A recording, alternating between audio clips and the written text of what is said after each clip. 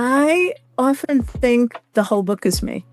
I would describe Little Bird as a story of a girl who starts out being obedient and doing what's expected, and who ends up creating a way to have both her independence and love.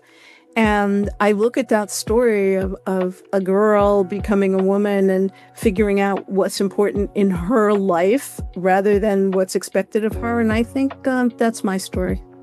So I think that's one of the things that kept me writing. It's almost like, oh, I wonder what's going to happen to her. And maybe I should have known because she's me. Everybody, welcome back to Living the Next Chapter, the author podcast. We get to talk to amazing authors from around the world. I have this author's website up while we're talking, and it's beautiful. You got to go there. We'll have a link for you in the show notes to see what I'm seeing. It's a great website. Barbara's here with us today. We're going to be talking about A Little Bird. Just a little bird, but it's a big book. A lot of stories, a lot of great things in this book. Little Bird, it's available now. Barbara's here with us. I'm really excited to have you on the show. Barbara, welcome to the podcast. Thank you, Dave. Excellent. So A Very Little Bird is the topic of your book and the title of your book. I'm excited about this. Let's start first, Barbara. Where are you in this big world of ours for our listeners? I am sitting in Pittsfield, Massachusetts, which is in the western part of the state. I'm as close to New York as you can be without being in New York, and in between Vermont and Connecticut. Beautiful part of the world. Excellent. Glad to have you on the podcast. Let's start with the authors that are listening, Barbara. I have authors who come to this show, and they're new to writing, and they would love to have time with someone who's a published author, because you've done something they haven't done yet, and they're looking for inspiration from someone who's further down the path than they are. What would have been helpful for you before writing Little Bird, if you could have time with a published author and have a few moments with them? What would have been helpful to hear from someone else further down the path? Because I want to give the authors listening some of your wisdom and insight. What would have been helpful to hear when you started writing Little Bird? A couple of things. I think, first of all, you can do it. There were times when I wasn't so sure, and I think always having somebody in your corner to tell you it might take a while, but it'll get done, to put the work in, to keep going, to understand that there are many paths to publishing, independent publishing, hybrid publishing, traditional publishing, and you have to find the one that's right for you. And I think too, why do you want to do this? I actually cut that quote out and quote and put it on my whiteboard. Why do you want to do this? Because you need to know, how are you going to define success? I was just reading an article about that today. And is publishing success? Is having readers success? Is just finishing it success? I set out to tell a particular story, and the fact that I did it made me feel great. And now I feel like it's all kind of gravy. Nice. Excellent. What kind of authors inspire you as a reader? Who do you love to go to when you have a moment where you're not writing, you're not in that space, you're in a reading perspective, in a reading space? Who do you like to read? I think I read two different kinds of books. I read literary fiction. I read I love historical fiction. So I read Geraldine Brooks and Anita Diamond and blanking on the other names, but I read authors you might recognize. And then I've been really lucky through my publisher, through Sibylline Press, to be introduced to some new writers more like me, including someone like Suzanne Samuels, who wrote Seeds of the Pomegranate. And I call that the mirror image of my book, because it's also about a young girl who's brought here and has to forge her own path to success. So I'm discovering new writers all the time. I read mysteries to escape. That's my, it's Sunday afternoon and it's nasty out, and I just want to curl up with a good book and maybe figure out who did it and maybe not. Yeah. Now, a little behind the scenes, and I always like to know this from a reader's perspective. Tell me about your writing setup. Like, where do you like to write in your house? Where's your little nook where you go to write? Is it a separate place that you have set out for yourself? Like what do you surround yourself when you're writing? What kind of environment do you place around you as a writer? I do. And actually, since you mentioned my website, there is actually a piece on the website called A Room of My Own, about the room that I created. I happen to be sitting there now. So I have a desk. I have a corner desk. I can look out the window. I have objects around me that I've collected from my travels around the world, and paperweights, and my Minnie Mouse water bottle, which has never actually seen a drop of water, but makes me feel good, and art that friends have given me.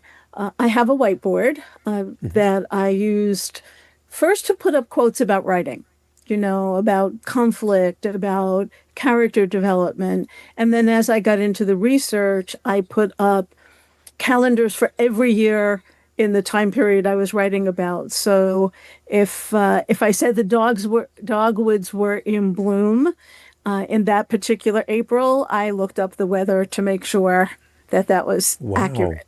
So Wow. I put inspirational quotes about women working. So I'm surrounded by art. I'm surrounded by things that are meaningful to me, family pictures. It's quiet. I live alone, so it's every place in the house belongs to me, and every place Yeah. is pretty quiet. But everything is at my fingertips. Other reference books, both about the time period, about writing, thesaurus. Most of that's online now, but I still have actual writing books nearby.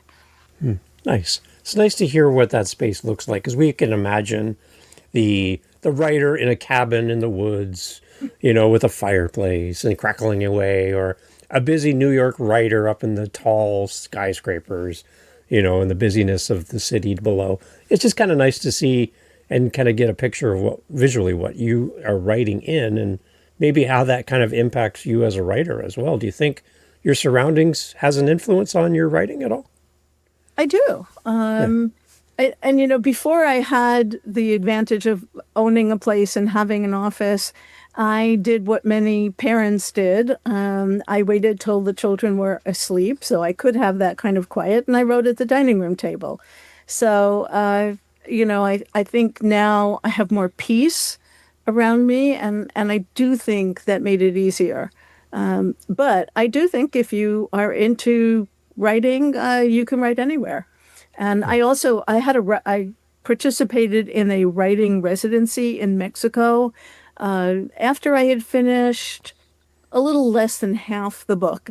And there I wrote outside, I wrote inside, wherever there was space and light, I wrote.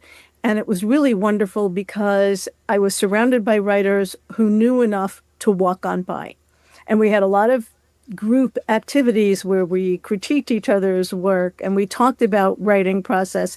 But if they saw somebody writing, it was okay, it's her time, walk on by. So how did you end up in Mexico then for that? That seems like a big difference from your writing space where you are right now. Well, many years ago, I was in a fellowship program, and an author in that program established this writing residency in Tepoztlan, Mexico. It's about an Okay. hour and a half south of Mexico City. And she brings writers mostly from Mexico and from the US, a few from England and New Zealand. And so there are various groups within the residency. So there's poetry and fiction, and within fiction, there's speculative fiction, there's journalism, and there are tracks in Spanish and in English. Okay. And I knew about her, and it came up in one of my feeds, like time to apply. And I had forgotten about it, and I did apply and got accepted, and I loved it. So Nice. other than the tarantulas, I wasn't crazy about that. Yeah, you could, Everything we could else was really fun. we'll skip those. Okay. Yeah, I don't think I'd be a big fan of that either. So let's talk about the seed and the idea for Little Bird. Where did this come from for you that this would be a story that you wanted or had to write? I'm glad you said that because I think that I felt compelled to Good. write it. Well, during COVID, and a cousin sent me a picture of my grandparents. It was very romantic. He was sitting on a park bench. She was kneeling in front of him. She had her head on his knee. And it was such an affectionate, romantic picture. And I wrote back to my cousin and said, I just don't remember our grandparents being that affectionate. And she said, that's not our grandfather. Whoa, whoa, whoa, And whoa. so I had heard stories that my grandmother had been married before to get into the country, but nobody really explored it or talked about it very much. And certainly she never did, and I didn't ask her. So I hired a genealogist, and we found out that yes, my grandmother had come here in 1910, moved in. She came with her father. They moved in with a family, and she married somebody from that family within a few months. And so the genealogist kind of surmised that this was an arranged marriage. And there was violence in Russia at the time. So it made sense that she would come over here, and the rest of the family came over later. And when I found that out, I just thought, there's a story here. I knew my grandmother. She didn't die until I was in my 30s. And I just wanted to tell her story. But you now know most of what I know. So I found out the town she was born in Russia. I found out the ship she sailed on because those records are pretty accessible. And I know when she got here. I know she got married, and I know she got divorced because we have the divorce paper and actually an article in the newspaper about her divorce. She married a very wealthy man, and they owned a factory, they had a patent. And so I imagine it was kind of news in the courtroom when she went in for a divorce. So that was it. Those are the facts. I had lots of memories of my grandmother. I did have some old pictures. I have some embroidery. But what I did with the facts was use the memories of her as well as memories of my other grandmother and other family members and growing up in the Bronx. And sometimes I don't even remember which one came from where, but I Yeah. just felt I wanted to tell her story. Well, so how old was she when she came to the U.S.? 16. 16. Yes. So I think she was Wow. 17 when she was married. That's, the records are available, but her name is spelled differently in different records. Her birthday is different in different records. And so I couldn't say for sure, but maybe she was 17, but I think she was 16 when she came, and she's married by 17, which is not unusual Yeah. for 1910. 1910, everyone. Hmm. Let's just keep that in mind. 1910.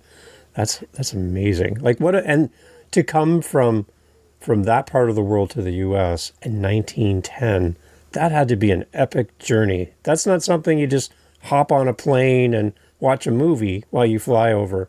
That's an epic journey just to get here, right? It's first there was the train across Europe, Yeah. and all of this factored into my research and my ability to tell the story was, okay, there are different ways to go. There's a northern route and a southern route, and you had to go through Germany, and the Germans did not want any of the Eastern European Jews to stay. They considered them ignorant. There had been cholera in Russia, so they were very leery of those immigrants. So it was kind of like you could get through, but you couldn't stay.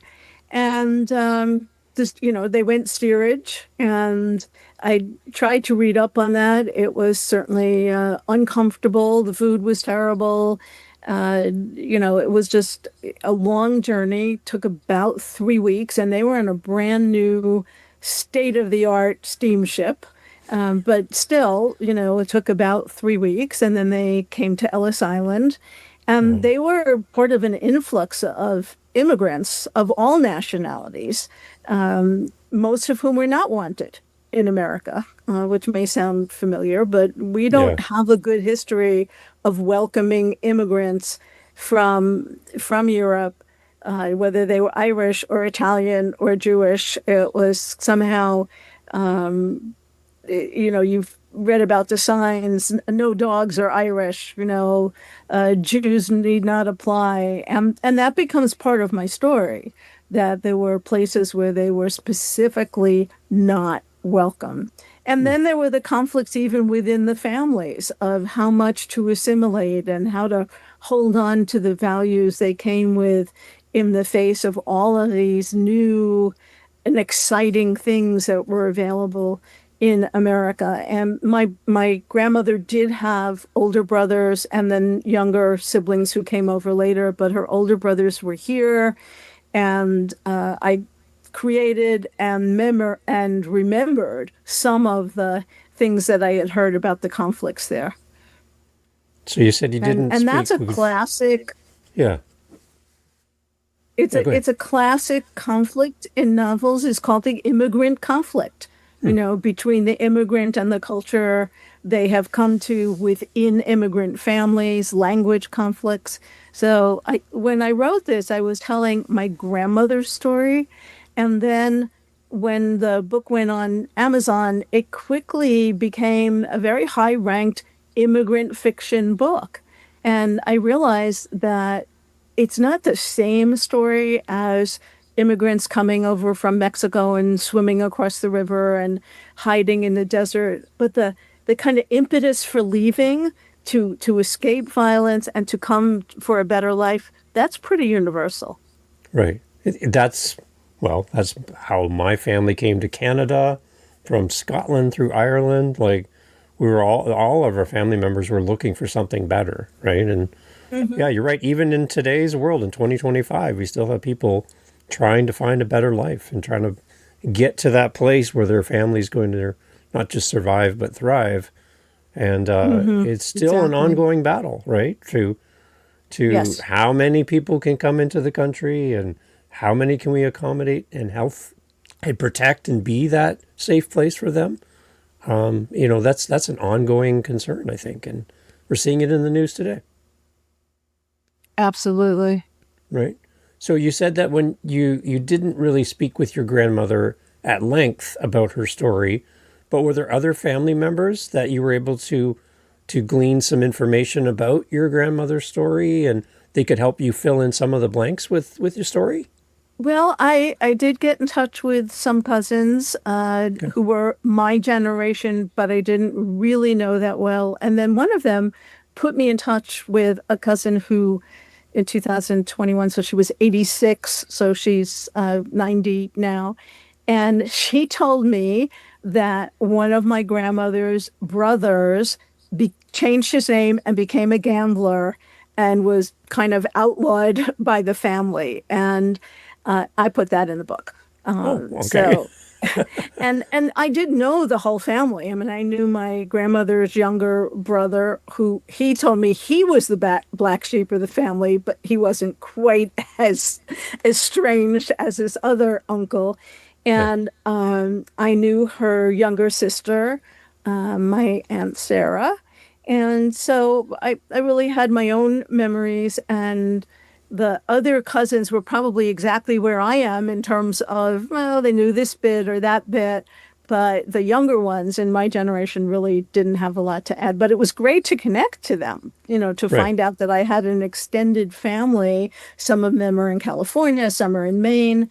And when the genealogist finished her work, she did a presentation. This was still during COVID, so it was Zoom, and we all got together. And then the day that the book came out, I did a family only Zoom to launch it and Wow. to say thank you to everybody. Wow. What was the response from the family about the book? Well, they hadn't read it because it just Okay. came out that Okay. day. So Yeah. so far, it people have loved it and they're excited. I changed all the names in the book, Yeah. so except Fannie, except my grandmother's name. Yeah. So a casual reader really won't know what's true and what's not, but my family does. Right. But even they will ask me, "Did that really happen?"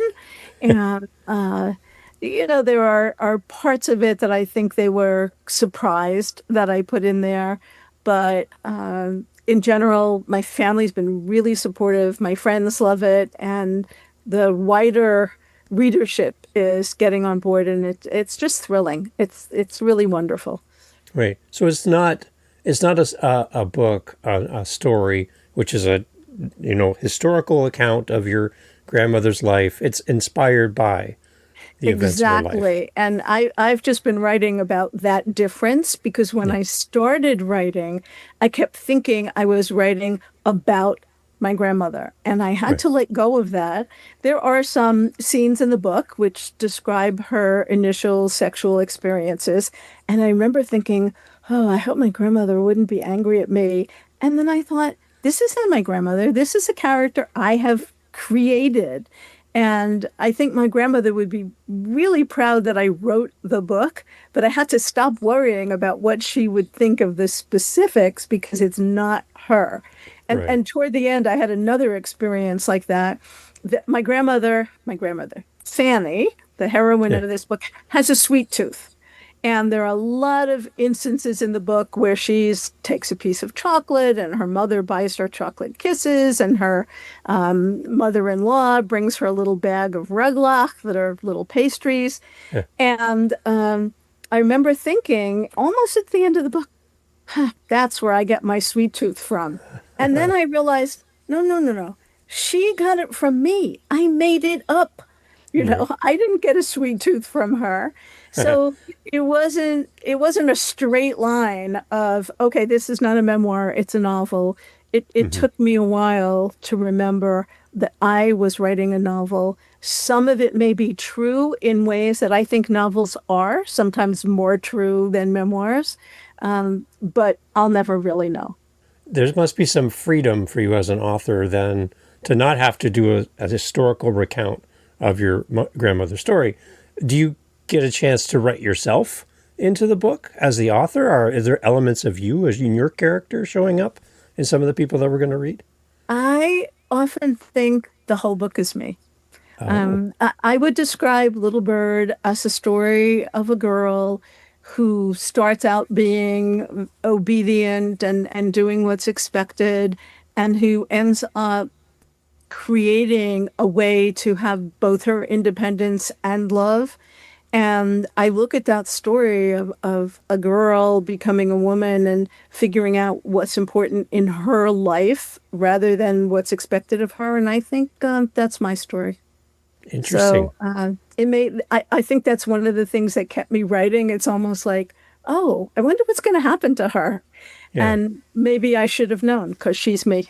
So the title Little Bird, can help me understand how this fits into the story and why that title? Because it seems like it doesn't, when I first think about this, I'm trying to figure out how that relates to the story overall and the arc. Explain the title. Okay, well, I will tell you, I knew the title of this book when I started writing it. I mean, it Good. was just popped into my head, and I had advice about other titles, and they said absolutely not. So my grandmother in America was Fannie, but her Yiddish name, that the name she was born with, was Fega, and the diminutive of Fega is Fegala, and Fegala means little bird. Oh, okay. So from day one, I thought, oh, this is Little Bird.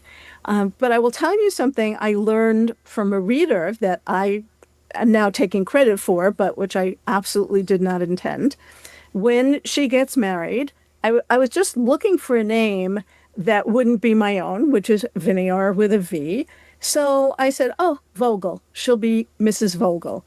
And the reader said to me, oh, I love the way you brought it full circle from little bird to bird. And I said, what are you talking about? Vogel means bird in German. Oh, come And on. so this reader assumed that at one point in the book, she needs to give up Fega as her name and Yeah. Fegala. And so I gave it back to her without even knowing. And maybe I did know. Maybe unconsciously, I knew that little bird became bird in a way that she could fly. And I so I those are get the things goosebumps that from that. happen that your readers tell you about that you I don't. know.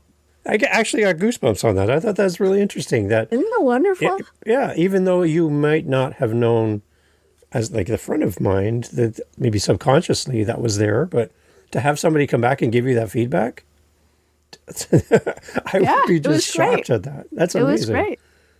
There you go. So if you're listening, as you listen to this, and you think, "Wow, I love this book that I read and this author because of A, B, and C," they would love to hear from you. By the way, just so you know, as a reader, these authors would love to hear it because that exact interaction right there proves that it's great to have the input of our readers as authors. So as you listen to this and you're listening and as you read your favorite author, reach out to them and tell them why you love their books, because it might be a spark for them as an author that they didn't even consider or wasn't even something they had planned to do. So that's a really good interaction. I love that. That's great, Barbara. Wow. I love hearing from readers. Yeah, right. So the book is out in the world. You're celebrating this. My podcast is called Living the Next Chapter. So I lean heavily on the title of my show because I know that my readers, my listeners, they love to know that there's new things coming from authors, or there's ways to connect, and there's ways to hear more articles and writings and just hear our authors develop over time. How are you, Barbara, living your next chapter? Now that Little Bird is out in the world, you've released that, it's flying, it's taking care of itself. What's next for you as an author? How are you living your next chapter? Well, I've actually started writing another book. And at the end of Little Bird, Fannie has a son, and the next book will be about him, and it will take place also in New York, about a young Jewish boy and his conflicts with his family. But the real turning point in the book will be during World War II. And I don't want to share any of those stories now, but they are stories that my father told me. And I have a lot of research to do, and I think this process is going to be very different. The research for Little Bird I did as I needed it. So if I was writing about the train journey about across Europe, or I was writing about getting a job as a seamstress, I did that research enough to make sure it was accurate. Right. Now I feel I need to do the research first, because other than the stories my father told, and he was very careful to say, this is not like the movies. And he very rarely spoke about the war until the last few years of his life. But I need to know more about the war. I was reading at a banned book event, and the woman before me read from Tim O'Brien's book, The Things They Carried. And I was feeling the soldiers walking with the packs, with their helmets, with pictures tucked in their pockets. And I realized, because I've already written a scene of walking through the woods, that I didn't have that. And if I really want the reader to understand what it was like to be a soldier, I need to add all of these details. So I have a lot of research to do, but I am so happy when I sit and write. Whether I'm writing my Substack or I'm writing the article about moving from about to inspiration, it gives me joy. So I've written a couple of scenes, and I'll keep doing that even though I haven't finished the research, because in my own head, I'm trying to figure out what's important to tell. Yeah. So, and that's where I have actually said to my family, you can have input in this book. I want to know all the stories you heard, because we all have different versions. So it'll be an interesting process. Nice. Well, it's encouraging for readers to know that their favorite author is continuing to write, because now we have something to look forward to in addition to Little Bird. So that's fun for the readers that are listening. But yeah, and we don't want to give away any spoilers on something that's in progress, but it is encouraging to hear authors that fall in love with writing and continue to write. I think that's really, really great. I discovered that that's my passion. You know, I can sit at the computer and lose all track of time, and I got to love my characters, and I'm hoping that I'm going to love this new set, but that's what I want to do. It's amazing. I love it. And I love the story about how you did the name of your character in the book and what that meant from Little Bird to Bird. That is just, I'm still thinking about it, Barbara. That is so amazing. Wow, I like that. So before we head out, Barbara, I have a question to end off our conversation today, and I'm really grateful you have time. Let's talk about your website, because you talked about Substack. You've got articles coming out. You've got lots of information, and I know the listeners and fellow authors that are listening would love to connect with you and follow your journey. I have your website up while we're chatting. I mentioned at the beginning, it's beautiful. Let's talk about your website. And then I'll have a question to wrap up our time together, but talk about your website before we go. Well, it's where you can find information about events that I'm going to be at, especially those that are on Zoom, so that it doesn't matter where you are.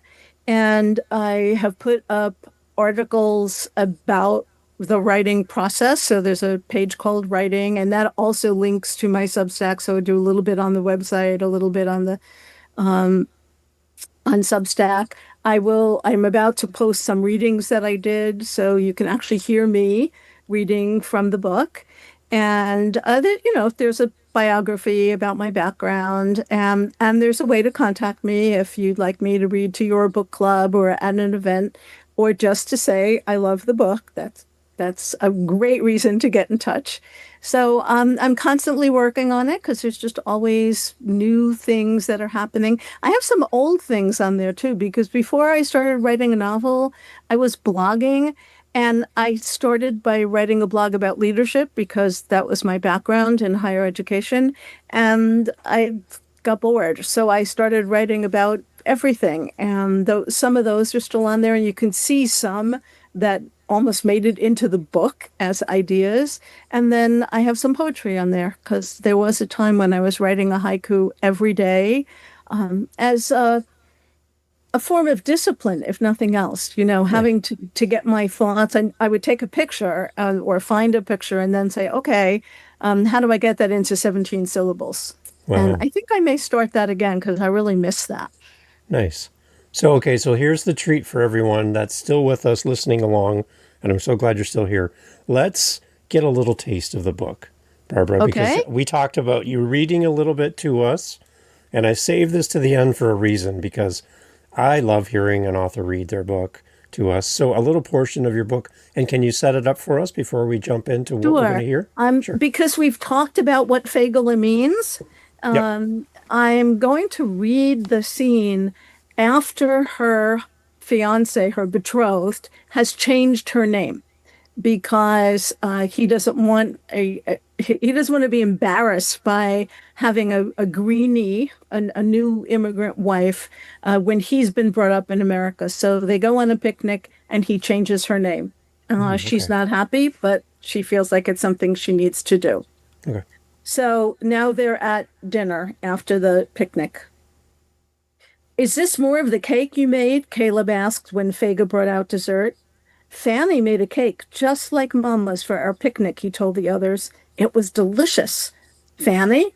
Who is this Fannie? Asked her father. That's Fega's new name, Caleb answered. So she'll be more American. She needs a new name to be American? Fega is the name her mother and I gave her when she was born, after my grandmother, her great grandmother. May her memory be for a blessing. The Shabbos after she was born, I was called to the Torah and announced her name to the congregation. Asher looked toward Fega, waiting for her to say something. She was silent, but Caleb responded quickly. I mean no disrespect, Asher, but that name is from the old country, and Fannie is in America now. When she's my wife, she'll be with people who've lived here a long time and speak only English. They would know as soon as they heard her name that she had just come off the boat. And what's so terrible about that? Everyone in America came off some boat and needed time to learn new ways. It's a shanda, what you're doing, he said, his voice raised in anger. A shame. Papa, please. Fega tried to placate him. Let's not argue at the dinner table. Without answering her, he rose so abruptly he nearly knocked over his chair and turned to leave the room. I'm no longer hungry. Please forgive me, everyone. Wait, Papa. She stood up to go after him. Caleb reached out to stop her, but she shook him off. Papa, let's talk for a minute. She took his arm and led him into the parlor. You'll go along with this terrible idea, he said. Sit, Papa, sit. Don't you see? I'm going to be Caleb's wife. I don't like it either, my new name, but I must abide by his decision if I'm going to be the wife you and Mama taught me to be. Isn't that why Cousin Charles wanted this match? Because he knew I'd be a traditional wife? Please understand, and don't be angry, Papa. I'll always be your Fagala. No, not my Fagala anymore. Now you're Caleb's Fannie. Wow. I love how that's written. That is great. I feel like Thank you. I'm standing there with them. Well, that is amazing. I love it, Barbara. Thank you so much for reading to us. That was When you get to that part of the book, everyone, then come back to this episode, hit play, and read along with Barbara as you read that portion of the book. I think that's great. Barbara, thank you so much for doing this. I have an open request for you and an invitation to come back in the future.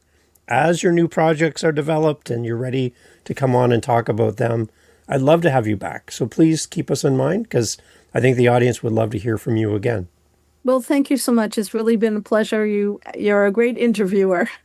Excellent. It's a lot of fun having you on the show, Barbara. You're great as a guest, and I hope you do more and more of this. And keep writing, keep sharing your stories, and everyone head over to Barbara's website. The link is in the show notes right there on your phone. You can go right directly to Barbara's site. And when you buy Little Bird, because I know you are, when you buy it, please leave a great review. I know that Barbara would love to hear your thoughts on what you loved about the book, how the story resonated with you, and some of the key points in the book that really stuck with you as a reader. I'm sure that Barbara would love to hear from you. So please leave a great review. Barbara, again, thank you so much. And we'll see you back here in the future. Thanks, Dave. Hey, thank you so much again for pressing play. As you've heard, great guests on the show. And one thing you didn't hear in this conversation is what? What did you not hear? Think about it for a second. That's right. Not a single solitary commercial for a mattress or a supplement or a whatever you call it. No. Why? Because we don't want to break up the conversation with commercials.